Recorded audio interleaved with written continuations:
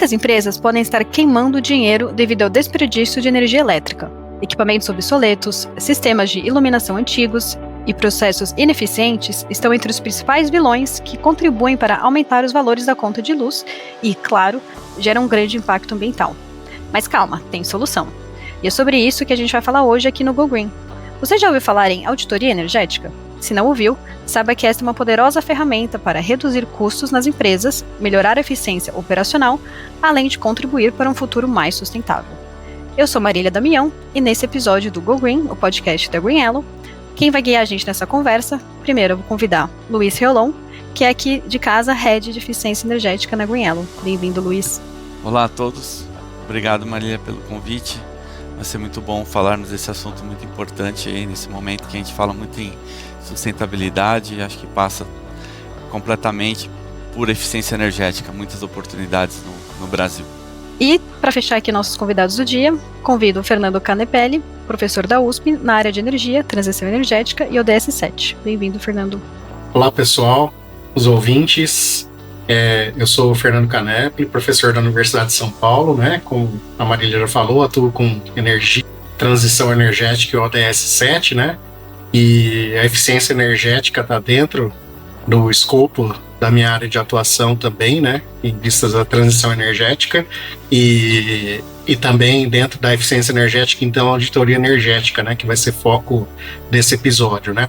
Eu sou professor no campus de Pirassununga e também sou pesquisador no Instituto de Estudos Avançados da USP. Então é um prazer poder conversar com vocês e é isso aí. Vamos lá.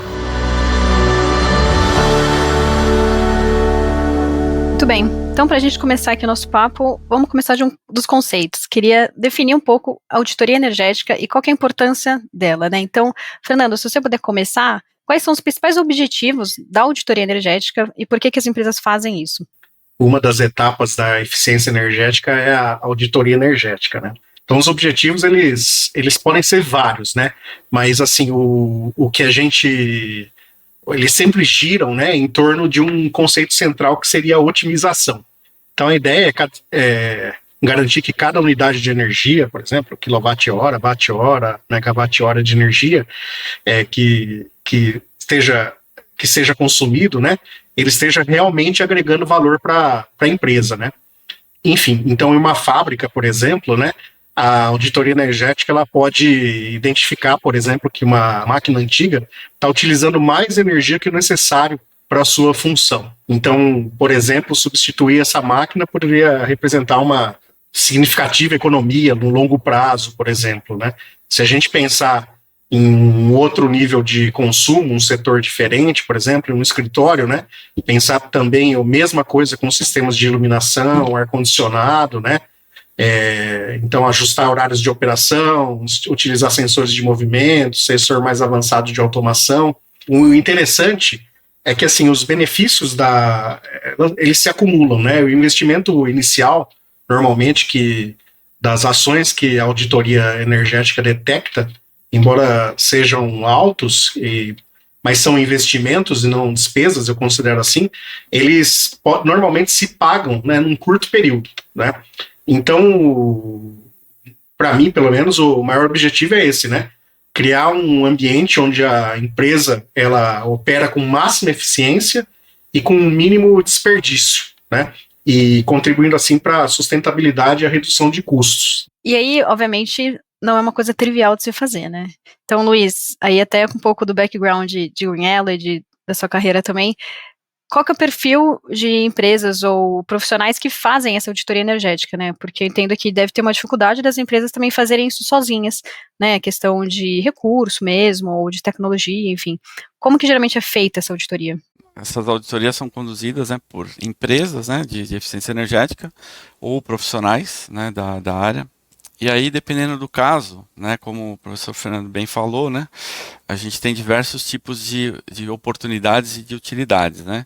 Então, dependendo do caso, a gente tem inicialmente aí um generalista que pode fazer um levantamento mais superficial de tudo e depois vai envolvendo os especialistas. Então, por exemplo, ar-condicionado, que a gente sabe que é um grande consumidor aí para empreendimentos comerciais e de forma geral, né, shoppings, prédios comerciais, tudo.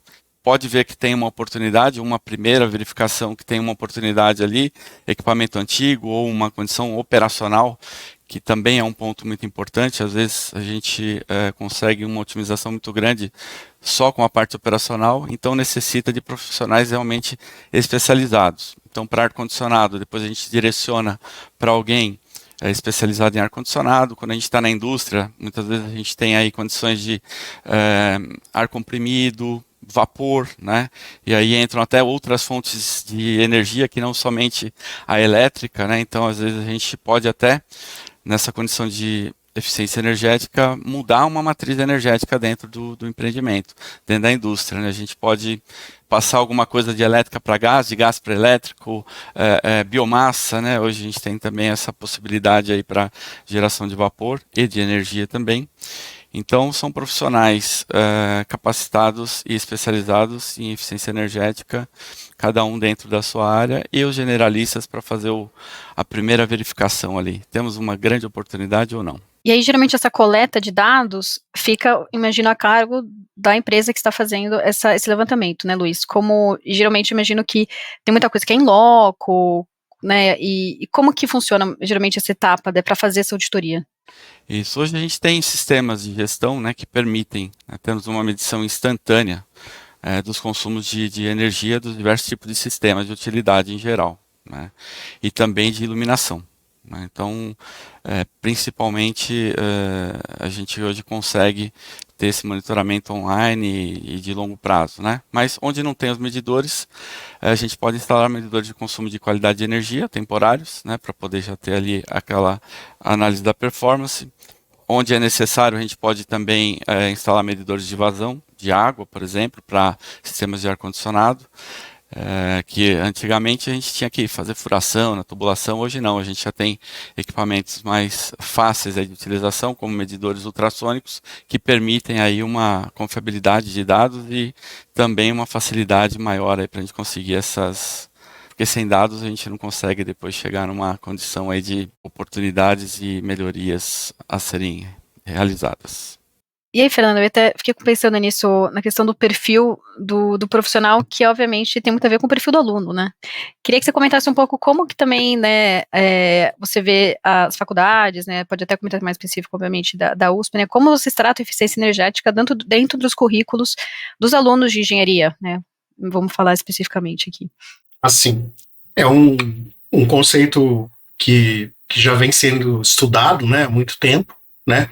E como o Luiz falou, as tecnologias vêm se modernizando bastante, né? E cada vez mais a gente tem uma coleta de dados avançada. Então, o perfil do estudante, ele deve envolver, por exemplo, pessoas como o Luiz mesmo falou, né? Que sejam generalistas e alguns que vão se especializar em determinados setores, né? Às vezes, essas próprias pessoas ou outras pessoas vão trabalhar com o grande volume de dados gerados também, né? Para poder organizar esses dados, né, transformar esses dados em algo que possa ser facilmente entendido pelos gestores, né, pelos tomadores de decisão, né, nas plantas industriais ou em outros locais, né. Então, nós temos, pelo menos na Universidade de São Paulo, algumas disciplinas que são relacionadas à eficiência energética já diretamente, que tem inclusive no próprio nome da disciplina, né. Eu mesmo leciono duas disciplinas relacionadas à eficiência energética, que são instalações elétricas e eficiência energética, e mais eletrotécnica e eficiência energética industrial, né? Então, nessas disciplinas, nós temos tópicos de eficiência energética dentro da ementa da disciplina, né? E em outras unidades da Universidade de São Paulo também existem disciplinas parecidas, né? Algumas, inclusive, específicas somente de eficiência energética.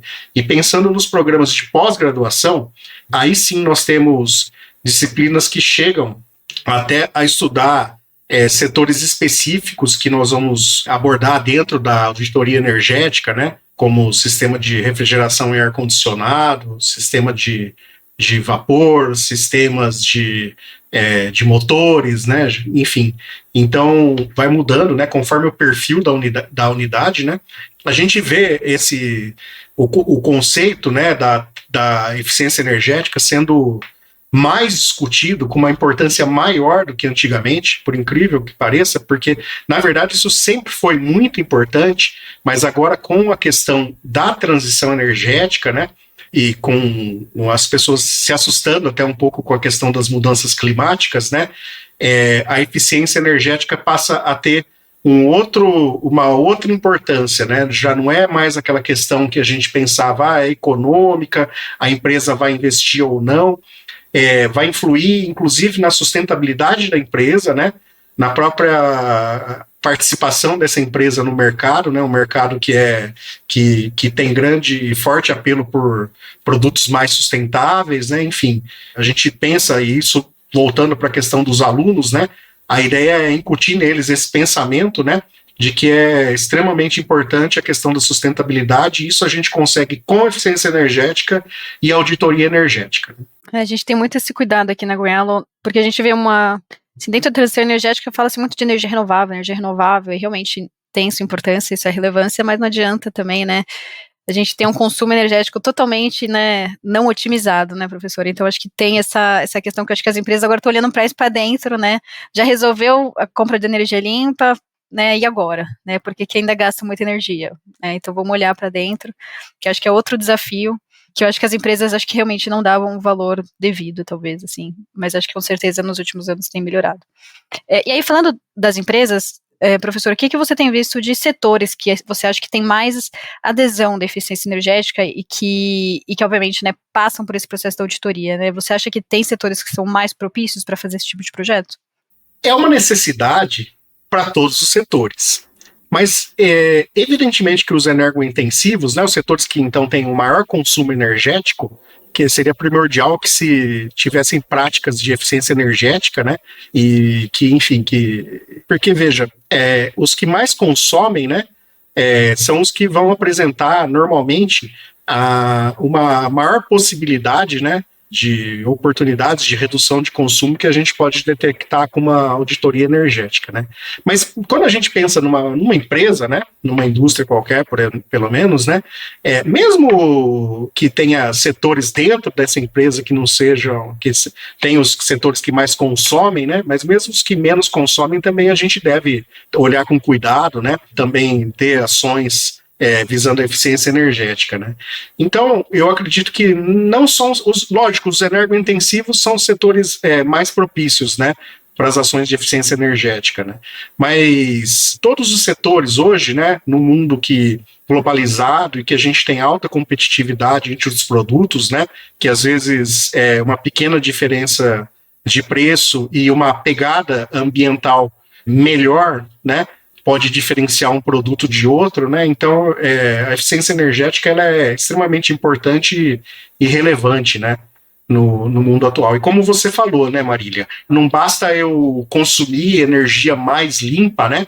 De fontes mais limpas, eu também preciso fazer o uso racional de energia, né? É fundamental, independente da fonte, né? E você, Luiz, como que você tem visto os mercados que têm mais aderência ou mais, talvez, facilidade para trabalhar com esse tema? Como o professor Fernando falou, aqueles que consomem mais energia onde a gente tem o maior potencial, mas todos os tipos de empreendimentos se beneficiam com a auditoria energética e com a eficiência energética em si. Por exemplo, num shopping ou um prédio comercial eficiente energeticamente, ele consegue ter um valor de condomínio menor e com isso ele consegue ser mais atrativo, né? Consegue ser um diferencial dentro do próprio mercado deles. Claro que isso também serve para hospitais, né? A gente também tem situações aí em hospitais que a gente pode também conseguir muita economia, né? Então isso ajuda bastante. E isso não traz só um ganho financeiro ali, você também consegue ter um ganho de conforto. Por exemplo, em ar-condicionado, um sistema que esteja ineficiente, provavelmente também vai estar gerando desconforto para os usuários ali. Você trazendo ele para uma condição mais eficiente de operação, de manutenção e de tecnologia, você gera também um conforto ali para aqueles usuários, seja um usuário de um shopping, seja num escritório, seja na própria indústria, que acaba sendo muito bom, né? Se você elimina aí problemas de saúde, melhor produtividade dos profissionais. Então, acho que assim, desde o menor consumidor até o maior, a gente tem possibilidades e cada um tem a sua vantagem. Até na nossa casa, né? Na nossa casa, é bom a gente até incentivar aqui aos nossos ouvintes, né? Ações pequenas que a gente tem em cada uma das residências geram economias maiores do que nas indústrias. Então, lâmpadas acesas necessariamente, lâmpadas mais econômicas, né? Que a gente hoje já tem aí, muito fácil de encontrar lâmpadas LED, por exemplo. Geladeira com problema de borracha, com problema, você acaba gastando mais. E esse dinheiro sobra no final que você pode utilizar em alguma outra coisa que seja bem mais útil do que ficar pagando contas de energia elétrica. Tudo é muito bom, tudo é ótimo, mas nem tudo são flores, né? A gente sabe que tem desafios, senão já estaríamos fazendo muitos projetos de eficiência energética. A gente sabe que é um mercado ainda que deve crescer bastante no Brasil, tem muito mais potencial, acredito, do que realmente acontece. Luiz, queria que você começasse, e depois, Fernando, fica à vontade para complementar. Quais são as maiores dificuldades das empresas de implementar esse tipo de projeto, ou eventualmente até os erros que às vezes as empresas fazem quando vão tratar a eficiência energética, né? Como que você enxerga um pouco a barreira que talvez exista dentro desse mercado? Um dos grandes desafios é a inexistência de histórico de dados, né? Embora a gente tenha muita tecnologia disponível hoje, né, ainda não se tem essa cultura, como o professor Fernando bem falou, né, cada vez mais há o interesse nisso, mas a gente ainda tem muito a evoluir, muito a avançar no setor. Então a inexistência de dados é realmente um dos pontos mais críticos que a gente encontra no dia a dia, porque a gente normalmente não tem um controle de medição setorizada, nem por equipamentos específicos.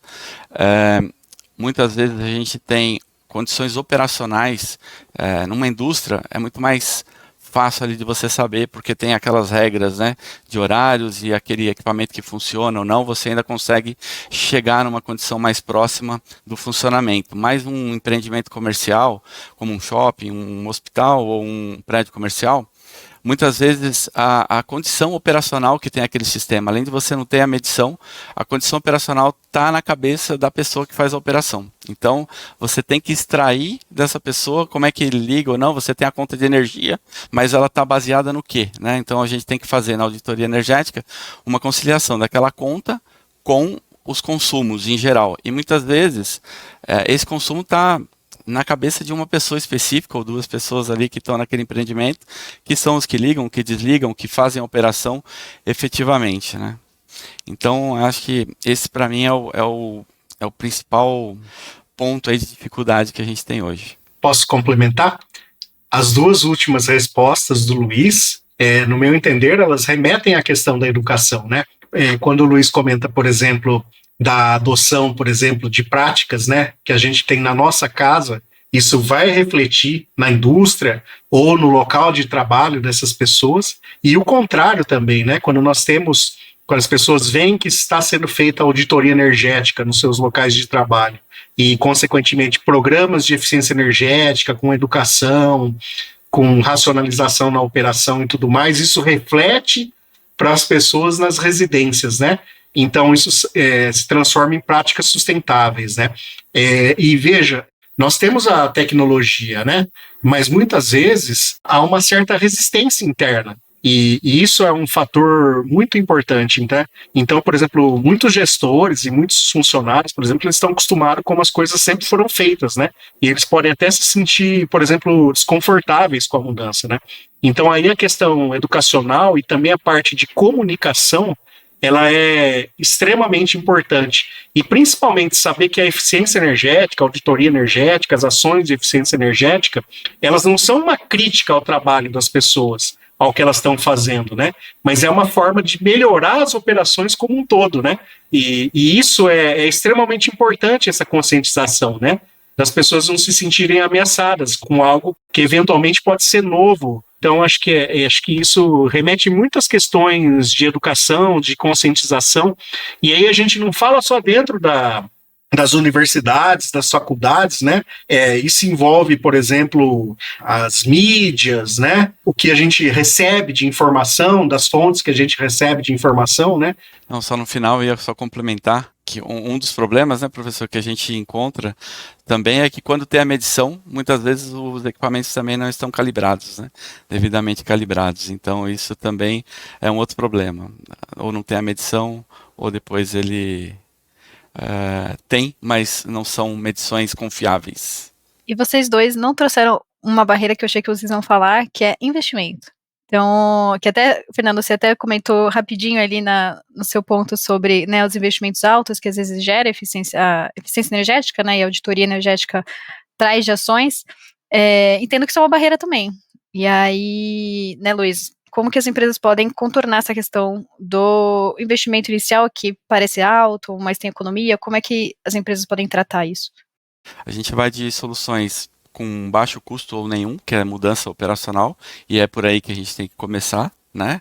Onde a gente já tem aí uma condição de economia. Não é raro a gente encontrar 10 a 15% de economia só com mudanças operacionais, né? Operar as coisas da forma direito, da forma correta, fazer as manutenções preventivas como se deve. Só aí a gente tem uma condição. E aí a gente vai passando, né, pelas fases de automatização de sistema, que aí você já tem um pequeno custo e mais um ganho, e chega na parte de renovação dos ativos, tirando ativos que estejam em final de vida útil ou que sejam muito ineficientes mesmo, não estando ainda em final de vida útil, e passando para uma condição de maior eficiência energética propriamente dita. Como o professor Fernando falou mais no início, normalmente essas ações se pagam no curto espaço de tempo. E no caso, por exemplo, falando um pouquinho aqui da gente na Greenello, a gente ajuda os nossos clientes fazendo investimento. Então, a gente toma muita atenção no que a gente vai realmente propor, porque a gente não faz somente lá o estudo, né? A gente, além do estudo, a gente depois faz a implementação e faz esse investimento. Então, na maioria das vezes, o cliente consegue pagar com a própria economia. Ele não precisa fazer esse desembolso e paga com a própria economia. Então, isso também é uma forma da gente incentivar o aceleramento dessa condição aí de implantação de novos projetos e de termos indústrias e empreendimentos de forma geral mais eficientes. E eu considero esses investimentos como até como um custo da própria transição energética, né? Um custo para que a gente reduza a pegada de carbono e tudo, né? Por muito tempo não se pensou nisso, né? Então eu acho que é dado o momento, né? Tá tanto em voga, né? Tanto tem se falado das mudanças climáticas, das questões de sustentabilidade, né? Que esses investimentos eles são essenciais, né? Para as empresas, né? Ela além de impacta não só o meio ambiente, né? Quando a gente reduz, faz o uso racional, né? Nós não vamos racionar nada, né? Nós vamos racionalizar o uso, né? Então impacta não só positivamente o meio ambiente, mas também a imagem da empresa no mercado, né? Ela fica muito mais bem posicionada, né? Então isso eu considero que seja extremamente importante. E aí a gente falou um pouco da auditoria energética, mas acho que, professor, eu queria te pedir para você comentar um pouco dos outputs, né? O que sai de uma auditoria energética e qual que é o próximo passo, né? O que as empresas recebem no final da auditoria e o que elas fazem a partir do momento que tem esse relatório, vamos dizer assim.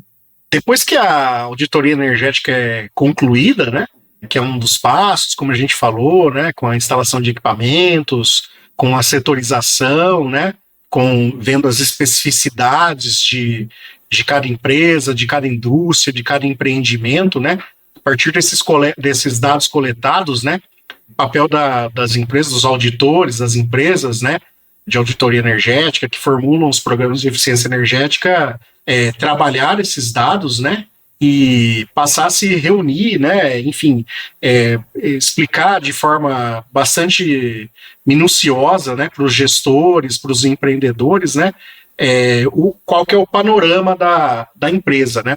Então, assim, normalmente não, é fundamental, né, que as recomendações elas sejam implementadas corretamente, né? Então, por exemplo, isso pode incluir troca de equipamentos, instalação de sensores, sistemas de monitoramento, ajuste nos processos, né? Então, na verdade, no meu ponto de vista, né, o sucesso da auditoria está tanto na qualidade das recomendações quanto na capacidade da empresa de colocar em prática, né? Não é só a empresa de auditoria de eficiência energética, nem só a empresa que é alvo, né, da auditoria e que quer implantar o programa de eficiência energética, né? E outra coisa, né, que é fundamental é monitorar os resultados, né? Então, muitas vezes, por exemplo, as empresas acham que uma vez feita, né, as mudanças, acabou, né? O trabalho acabou. E não é verdade, né? A eficiência energética, ela requer um acompanhamento constante, né? É necessário, por exemplo, revisar, reavaliar periodicamente os processos, né? Identificar novas oportunidades de melhoria, né? E verificando as novas tecnologias que vão surgindo, né? E assim a gente consegue ir mantendo e melhorando os níveis de eficiência energética. E, Luiz, acho que queria que você comentasse, Luiz, como é que a GreenYellow, e eu imagino, né, outros ESCOs aí também, né, que são essas empresas, né, no perfil da GreenYellow que fazem eficiência energética, fazem esse monitoramento, né, porque a gente sabe que realmente, né, se a gente, como o professor comentou, né, se você implementa o projeto, vira as costas e vai embora, o cliente talvez acaba retornando ele para aquelas situações operacionais que estavam, né, gastando mais energia, né. Então, o que as empresas, né, eu digo nossos clientes, vamos dizer assim, as empresas que consomem energia, podem fazer para evitar cair e voltar para processos ineficientes, né? O que eles têm que fazer? O monitoramento e o acompanhamento, eles são fundamentais, são tão importantes quanto a auditoria. Você começa ali pela auditoria, você faz a implantação, mas se você não tiver o acompanhamento, você começa a perder de novo essa condição de eficiência. Tem algumas situações que são operacionais, né, e que não raramente proporcionam 10 a 15%. E se você não fizer um acompanhamento dessa condição aí, dessa solução no dia a dia, ela vai voltar ao que era antes. Quando você substitui um equipamento, aí você melhora ali a eficiência específica daquele equipamento, daquele sistema, mas que se ele também não tiver uma boa operação, um monitoramento das condições operacionais dele, em pouco tempo você vai perdendo eficiência com ele também, né? Você pode até não chegar no nível tão crítico do outro, mas você vai chegar numa condição que não vai ser a melhor para aquele sistema, né? Então, a gente faz o acompanhamento, né? A gente tem sistemas nossos de monitoramento, a gente hoje já atua fazendo dessa forma, a gente faz o acompanhamento de consumo com gestão de alarme, se algum parâmetro sai fora, a gente recebe a informação para que a gente possa atuar. Em algumas condições a gente pode inclusive fazer a própria operação, né? E aí tem alguns consumos específicos que é no dia a dia ali que a gente faz. E hoje a gente já tem também tecnologias para, por exemplo, centrais de ar-condicionado, onde a gente busca, através da inteligência artificial, o melhor ponto de operação daquele sistema. Então, se ninguém colocar a mão, ninguém passar do automático para o manual, a gente consegue trazer o melhor ponto de performance para aquele sistema, né? Quando passa para o manual, aparece um alarmezinho lá para a gente, mudou para o manual, então a gente já nota na curva, é visível. É incrível, Marília, você vê nitidamente, na hora que virou para o manual e foi querer fazer a operação, o quanto aumenta o consumo total e o consumo específico do sistema. Então, esse tipo de monitoramento, cada vez mais é possível que a gente faça de forma remota. Esse acompanhamento é fundamental para a gente manter as condições. E como o professor falou antes, a gente é um parceiro. Então, muitas vezes, quem está lá no dia a dia da operação, ele não tem tempo de ficar olhando isso, é muita demanda. Então, trazendo uma empresa especializada e que possa fazer isso em forma de parceria, cada um cuida do seu core, né? Então, às vezes, você tem lá o core, é gerar produto, não é ficar preocupado com a eficiência energética. Quando você tem um parceiro que faz eficiência energética, você cuida do seu core e seu parceiro está cuidando da sua economia. Professor, eu queria que você comentasse aqui, estamos encaminhando aqui para o final do nosso bate-papo, queria saber um pouco mais de critérios, né? Então, né, se uma empresa que está ouvindo a gente precisa contratar e precisa fazer uma auditoria ou estruturar melhor o programa de eficiência energética dentro da empresa dela, o que ela tem que fazer para contratar essa empresa, né? Quais critérios que ela tem que olhar e o cuidado que ela tem que ter de contratar bons profissionais para fazer isso para ela? Eu recomendo, né, sempre, né, que procure consultorias com uma sólida experiência, né, que utilizem tecnologia de ponta, né, que tem um histórico comprovado, né, de sucesso, né. Então, como o Luiz falou, né, a boa consultoria vai além de identificar problemas, né, ela se envolve no processo de implementação das soluções, né, acompanha o impacto das mudanças no longo prazo, né, então empresas como a de vocês, né, da GreenYellow, né, elas possuem uma expertise bastante importante em eficiência energética, né? E oferecem uma gama grande de soluções, né? O que eu acredito é que, assim, que é importante, né? Que é essencial que a empresa não veja a consultoria apenas como um fornecedor, né? Mas como um parceiro estratégico, que foi isso que o Luiz reforçou também, né? Então essa relação, né, de parceria é o que garante, né, que a auditoria traga resultados, né? E significativos, sustentáveis, né? E isso vai impactar tanto na operação quanto no meio ambiente. Na sua visão, Luiz, óbvio que a Green Yellow é sempre mais indicada, não, brincadeiras à parte, né, mas como que os cuidados, talvez a gente pode falar assim, que as empresas têm que ter na hora de contratar e pensar no tipo de parceiro nesse sentido? Concordo totalmente com o que o professor Fernando falou, né? Temos que ter profissionais capacitados, né? E entender que esses profissionais são parceiros e não são fornecedores. Eles estão ali dentro vestindo a camisa daquela empresa. A gente, quando vai para qualquer contrato, a gente fala, né? Ó, tem um momento que a gente está ali discutindo comercialmente o que vai fazer. Terminou isso, a gente fala, agora a gente está sentado aí com vocês, a gente está olhando junto, é a mesma camisa, né? Então, esse ponto ele é fundamental, né? Eu acho que, falando aqui um pouco de Green Yellow, o nosso principal diferencial é que a gente faz e a gente acredita no que a gente faz, porque a gente investe no que a gente faz, né? Então, claro que não são todas as empresas, você tem as consultorias que montam e que não têm o objetivo de fazer investimento, mas a gente acredita muito no que a gente faz e nos profissionais que temos, tanto é que a gente investe e fica ali por um longo prazo acompanhando e comprovando, né, aquilo que está no papel, que está no projeto propriamente dito, né? Então, eu acho que bons profissionais, atuar como parceiros realmente são os pontos fundamentais aí para a gente ter sucesso. Boa, bom, estamos chegando aqui no final do nosso bate-papo. Acho que deu para a gente cobrir bastante coisa aqui sobre a auditoria, a importância e por onde começar. Quero agradecer vocês por terem participado aqui com a gente. Obrigada, Fernando, pela participação. Eu que agradeço, né, pela oportunidade de conversar contigo, Marília, com o Luiz, né? Foi uma satisfação estar com vocês aqui, né? E, assim, só queria ressaltar, né, que a consciência, né, sobre as mudanças climáticas e a importância da sustentabilidade, ela está crescendo a cada dia, né? Então, é importante não se esquecer nunca que a eficiência energética, né, é muito importante nesse contexto. Bom, era isso. Obrigado. Exato, eu brinco que a eficiência energética é o patinho feio da transição energética. Ninguém quer falar dela, coitada, mas ela é super importante. E obrigada também, Luiz, pela participação. Eu que agradeço o convite, Marília. Muito obrigado, professor Fernando, por compartilhar um pouco do conhecimento. Muito bom dividir esse tempo aqui. Agradeço a todos que ficaram conosco até esse final. Espero que saiam, né, desses pouco mais de 30 minutos aqui com ideias novas aí para implementar no dia a dia. E como o professor bem disse, estamos falando não só de um custo financeiro ou de uma melhoria financeira, mas estamos falando do nosso planeta. Acho que a eficiência energética é uma forma de contribuir com um planeta melhor e mais sustentável. E quero agradecer a você que também nos acompanhou até aqui. Convido você também a seguir a Green Yellow nas redes sociais e continuar ouvindo aqui o Go Green. Te espero no próximo episódio. Até a próxima.